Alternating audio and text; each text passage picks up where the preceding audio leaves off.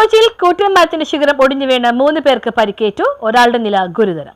Fort Kochi south കടപ്പുറത്ത് കൂറ്റൻ മരത്തിന്റെ ശിഖരം ഒടിഞ്ഞു വീണു. സംഭവത്തിൽ 3 പേർക്ക് പരിക്കേൽക്കുകയും ഒരു ഓട്ടോറിക്ഷയ്ക്ക് കേടുപാടുകൾ ഉണ്ടാവുകയും ചെയ്തു. ഞായറാഴ്ച രാവിലെ 9:15 സംഭവം. അഷ്റഫ്, ജോൺസൺ, ജോസഫ് ആൽവിൻ എന്നിവർക്കാണ് പരിക്കേറ്റത്. ഇവരെ പനയപ്പള്ളിയിലെ സ്വകാര്യ ആശുപത്രിയിൽ എത്തിച്ച് ചികിത്സ നൽകി.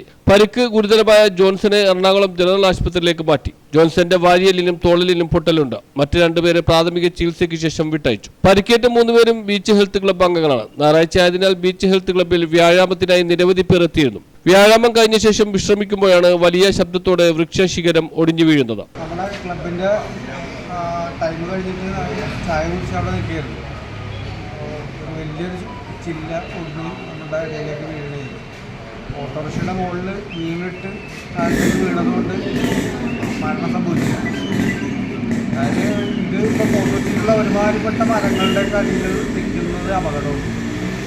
മഴക്കാലം ആയിക്കഴിഞ്ഞാൽ ഇതുപോലുള്ള ഉണങ്ങി നിൽക്കുന്ന ചില്ലകൾ ഒരുപാടുണ്ട്.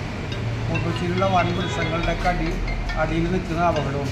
അപ്പോൾ അത് അടിയന്തരമായിട്ട് അതിൻ്റെ വേണ്ടപ്പെട്ട ആളുകൾ ശ്രദ്ധിച്ച് അത് നീക്കം ചെയ്തില്ല എന്നുണ്ടെങ്കിൽ വലിയ അപകടങ്ങൾ കൊച്ചിയിൽ കാത്തിരിക്കുക.